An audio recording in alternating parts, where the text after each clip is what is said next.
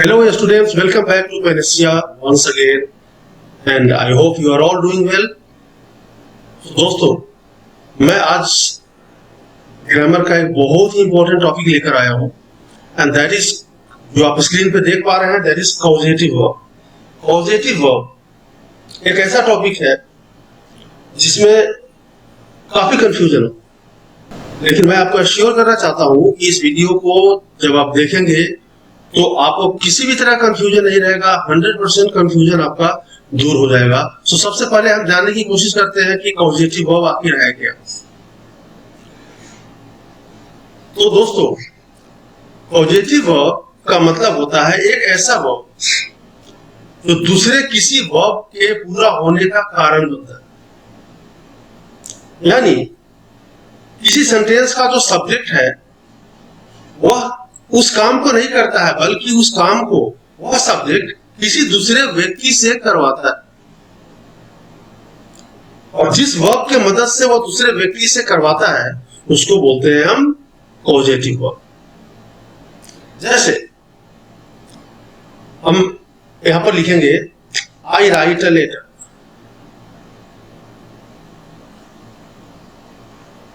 I write a letter में subject क्या है? आई है।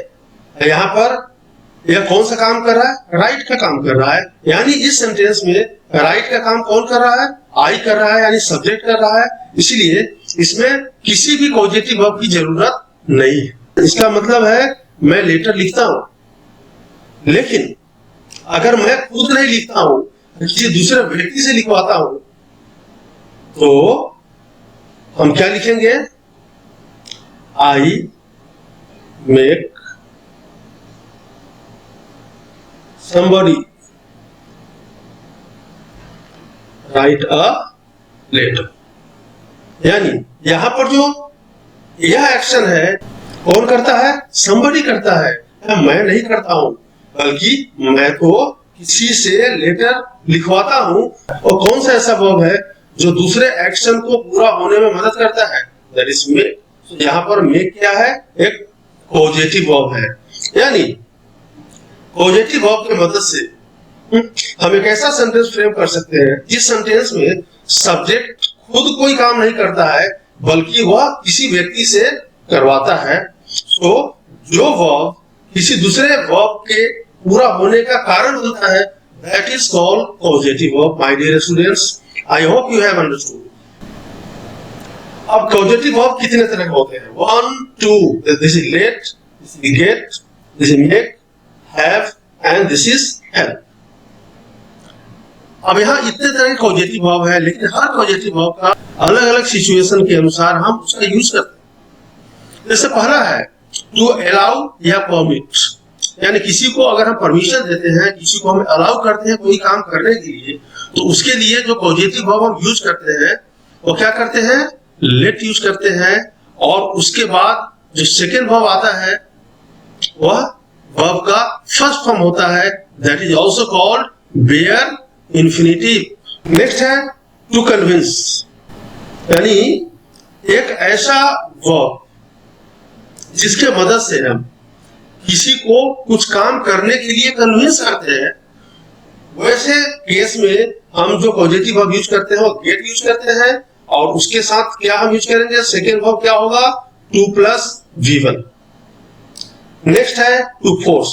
यानी हम किसी को फोर्स करते हैं कोई काम करने के लिए, यानी किसी से हम दूसरा काम फोर्सफुली करवाते हैं। उसके लिए जो पॉजिटिव वर्ब यूज होता है वो होता है मेक, और उसके साथ जो वर्ब यूज करेंगे वो होगा वर्ब का फर्स्ट फॉर्म। नेक्स्ट है असाइन। असाइन का मतलब होता है किसी को असाइनमेंट देना, किसी को कोई काम असाइन करना। सो असाइन जब हम कोई काम करते हैं किसी को, यानी किसी को बोलते हैं कि भाई ये काम तुम पूरा कर लेना, तो मैं किसी व्यक्ति से कोई काम पूरा करवाता हूं। अगर मैं किसी को बोलता हूं कि तुम पोस्ट ऑफिस जाओ और मेरा एक लेटर आया हुआ है, उस लेटर को कलेक्ट कर लो, यानी मैं उससे लेटर कलेक्ट करवाता हूं। यानी उसे कलेक्ट करने का मैंने असाइनमेंट दिया, यानी मैंने उसे असाइन किया लेटर कलेक्ट करने का। Next is help. जब हम किसी की मदद करते हैं किसी काम को पूरा करने के लिए किसी को हम मदद करते हैं, किसी दूसरे एक्शन को पूरा होने के लिए, तो हम वहां पर हम क्या यूज करेंगे, हेल्प यूज करेंगे, और उसके साथ भी हम गिवन यूज करेंगे। सो आगे जब मैं टर्म यूज करूंगा, I will use what, bare infinitive. मैं बेयर इंफिनिटिव यूज करूंगा, यानी this is 2 plus V1, bare infinitive. और एक ऐसा पॉजिटिव वर्ब है जिसके बाद आने वाला जो वर्ब है वह 2 प्लस V1 फॉर्म में आएगा, यानी इंफिनिटिव फॉर्म में आएगा। रेस्ट जितने भी पॉजिटिव वर्ब है उसके बाद जो वर्ब आने वाला है वो हमेशा फर्स्ट फॉर्म में आएगा। नेक्स्ट आते हैं, अब जो पॉजिटिव है उसको हम दो तरीके से यूज करते हैं, यानी पॉजिटिव वर्ब्स को हम दो कैटेगरी में बांटते हैं। पहला कैटेगरी है एक्टिव पॉजिटिव और दूसरा कैटेगरी है पैसिव पॉजिटिव। यानी एक्टिव पॉजिटिव जब हम यूज करते हैं तो उसका जो स्ट्रक्चर होता है वो क्या होता है, सब्जेक्ट प्लस पॉजिटिव वर्ब, उसके बाद पर्सन आएगा, उसके बाद वर्ब आएगा और उसके बाद ऑब्जेक्ट आएगा। That is active positive. और जो पैसिव पॉजिटिव है उसका जो स्ट्रक्चर है वह है सब्जेक्ट प्लस गेट या हैव, यानी दो ही ऐसा पॉजिटिव वर्ब है, हमेशा ध्यान में रखना, ऐसा दो ही पॉजिटिव वर्ब है जिसको हम पैसिव पॉजिटिव के रूप में यूज करते हैं।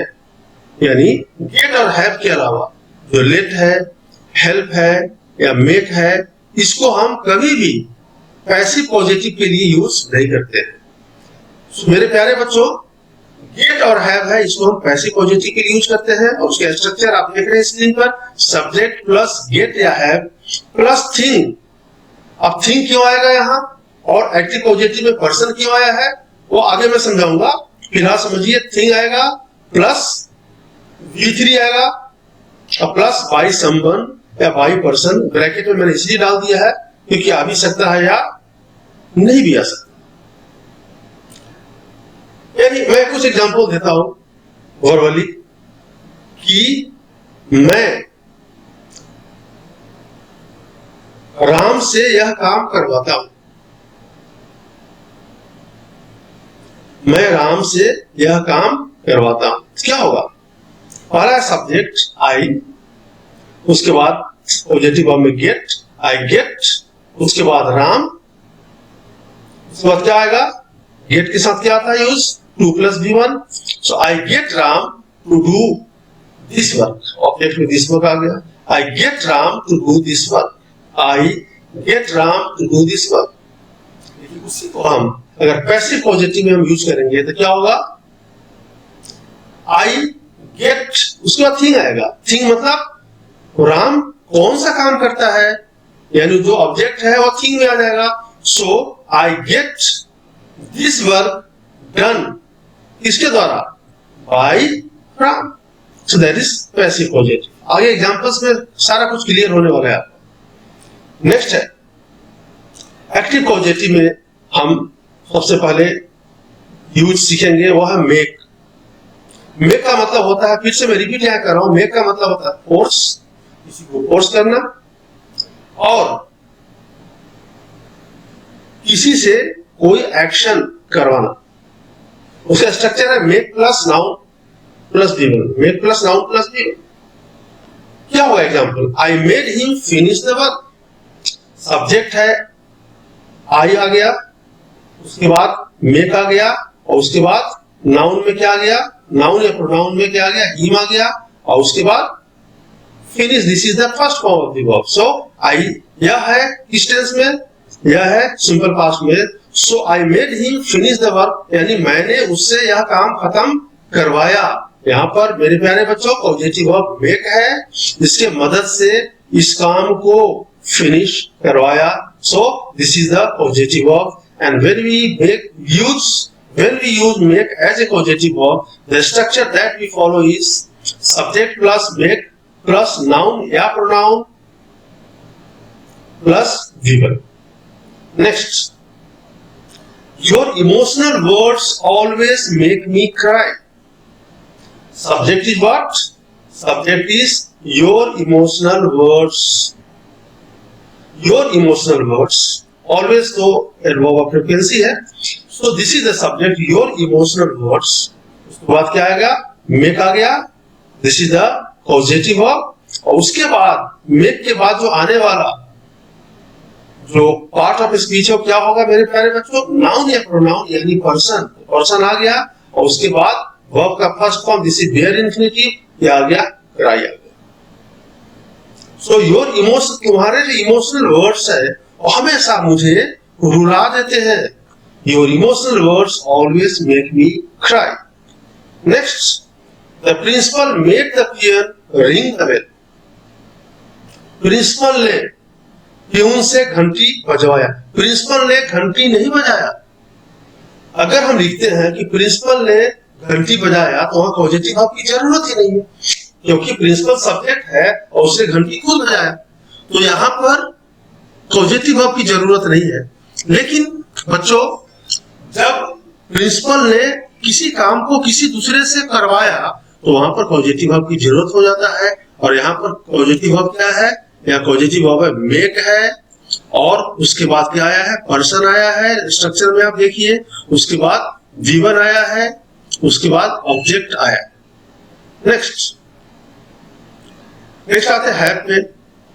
हैव जब हम एक पॉजिटिव वर्ब के रूप में यूज करते हैं, इससे क्या मतलब होता है?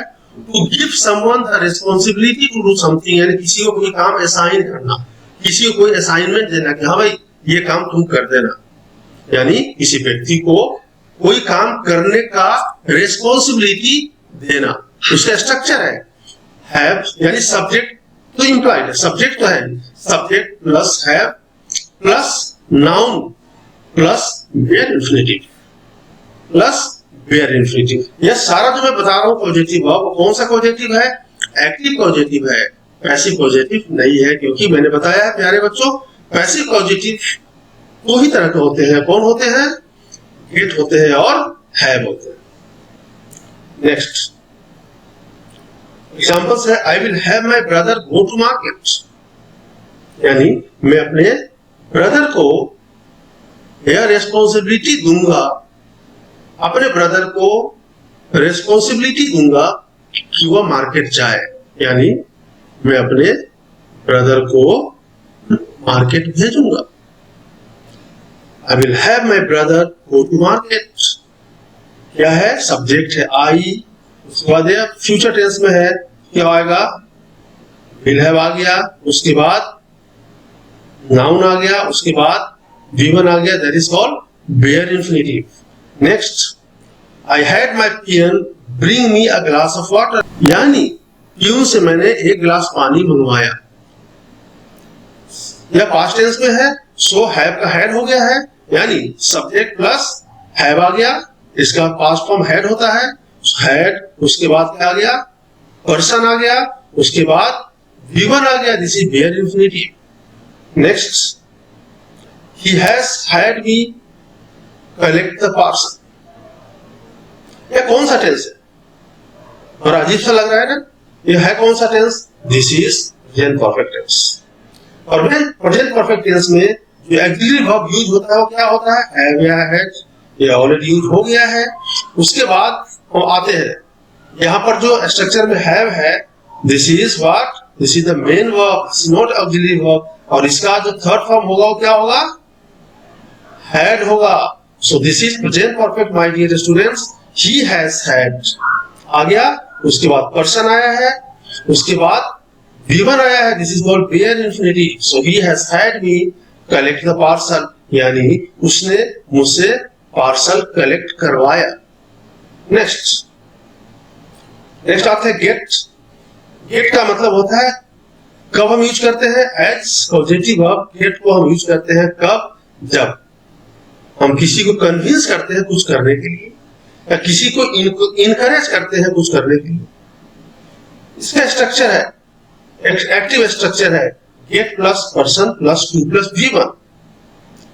एग्जाम्पल देखते हैं, सब्जेक्ट हो गया आई, उसके बाद गॉट आ गया, बिकॉज सिंपल पास्ट है तो सेकेंड फॉर्म आएगा आई गॉट। उसके बाद पर्सन आ गया, दिस इज माई सर्वेंट। उसके बाद two plus V1, to bake, यानी I got my servant to bake a cake for me, यानी मैं अपने सर्वेंट से केक तैयार करवाया, यानी केक बेक करवाया।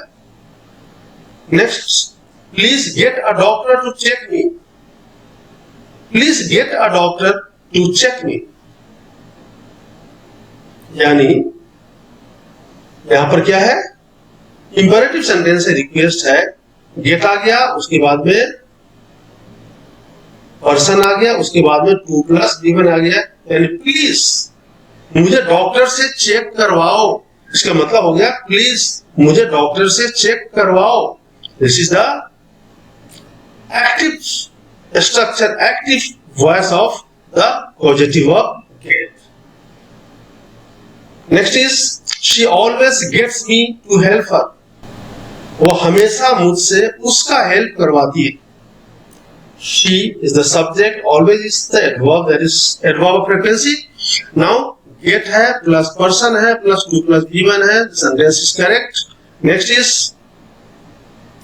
help. Help का हम as a causative verb use कब करते हैं? तब करते हैं जब हम किसी को कोई काम को पूरा करने के लिए हम मदद करते हैं।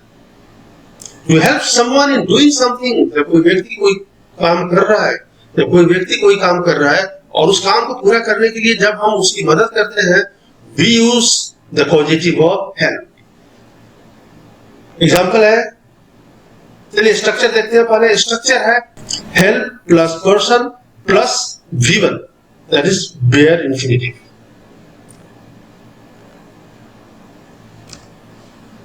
He helped me do the work, उसने मुझे काम को करने में मदद की, वह मुझे काम को खत्म करने में मदद किया। Reaching my office before time helps me relax. First वाला एग्जांपल में सब्जेक्ट है ही, उसके बाद में हेल्प है, जरूरी नहीं है स्ट्रक्चर में जो दिया हुआ है हेल्प और किसी भी टेंस में हो सकता है। जैसे एग्जांपल नंबर 1 में है सिंपल पास्ट, तो हेल्प आया है, हेल्प आया है, और उसके बाद पर्सन है, उसके बाद में वेयर इंफिनिटिव है, दैट इज गिवन। यहां सब्जेक्ट है reaching my office before time, ये पूरा सब्जेक्ट का पार्ट है। This is the subject face, subject का पार्ट सब्जेक्ट है, उसके बाद में हेल्प्स है। हेल्प्स क्यों आया है? बिकॉज हेल्प तो आना ही है, बिकॉज ये पॉजिटिव वर्ब है, और एस इसलिए लगा है because reaching my office before time, this is the singular subject, तो यस यूज होगा इसके साथ सिंपल प्रेजेंट में। और उसके बाद में पर्सन है, मी है, उसके बाद में V1 है, this is the first form of the verb, that is also called bare infinitive. अब आते हैं passive positive pay. So active positive आप सीख लिए।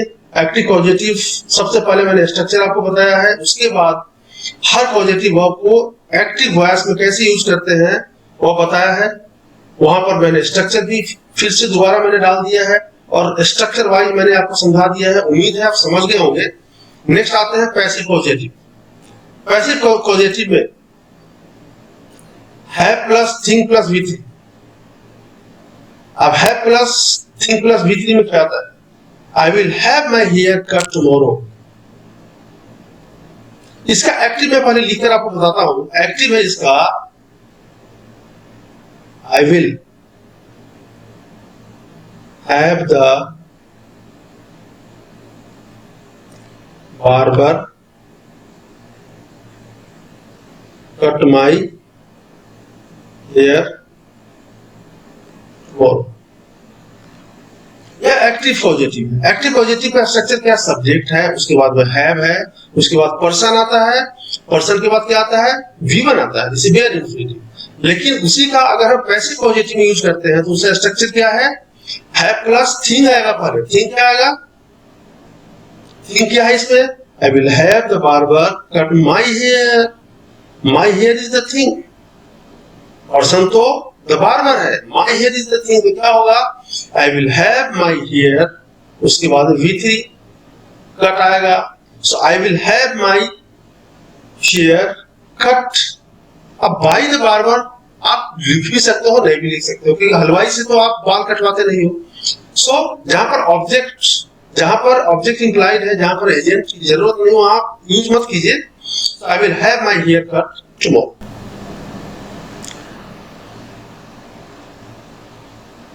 Next is I had my parcel collected yesterday. यहाँ सब्जेक्ट है, सब्जेक्ट के बाद क्या आया है, हैड आया है, उसके बाद में थिंग आया है, माई पार्सल, उसके बाद में collected, this is the third form of the verb. Next is I have had my hair cut today, present perfect का है, तो सब्जेक्ट हो गया आई। नेक्स्ट इज हैव तो आना ही है, उसके बाद में हैड आ गया। तो मेरे प्यारे बच्चों, ये क्या है, I have had my hair cut today. अब I have had my hair cut today में क्या है, यह है present perfect. So present perfect में हैव या हैज एक्चुअली वर्ब है, और उसके बाद यह जो हैव है, हैव को हम हैड के रूप में हमने यूज किया है, because third form of have is had. So यहाँ क्या आ गया, हैड आ गया, उसके बाद थिंग आ गया, माई हेयर, उसके बाद आ गया third form of the verb. और कट का तीनों फॉर्म सेम होता है, कट कट कट। नेक्स्ट आते हैं पैसिव स्ट्रक्चर। पैसिव स्ट्रक्चर में जो सेकेंड है हैव के बाद, वो है गेट। गेट इसका स्ट्रक्चर है get plus thing plus V3। I will get my hair cut tomorrow, मैं कल अपना बाल कटवाऊंगा। I got my parcel collected, मैंने अपना पार्सल कलेक्ट करवाया। यहां पर है गेट है, गेट के बाद थिंग है, उसके बाद कट इज द V3। यहां पर गेट है, उसके बाद माई पार्सल है, दैट इज द थिंग, और उसके बाद में third form of the verb है कलेक्टेड। सो मेरे प्यारे बच्चों, मुझे उम्मीद है कि पॉजिटिव वर्ब आपको समझ में आया होगा, और 1 से 2 बार वीडियो जरूर देखना, स्ट्रक्चर को नोट डाउन करना, 1 से 2 बार प्रैक्टिस आप करना, और पॉजिटिव वर्ब आपका बिल्कुल क्लियर हो जाएगा, कहीं भी कोई कंफ्यूजन नहीं रहेगा। Thank you very much. Stay tuned for the upcoming videos. Thank you very much.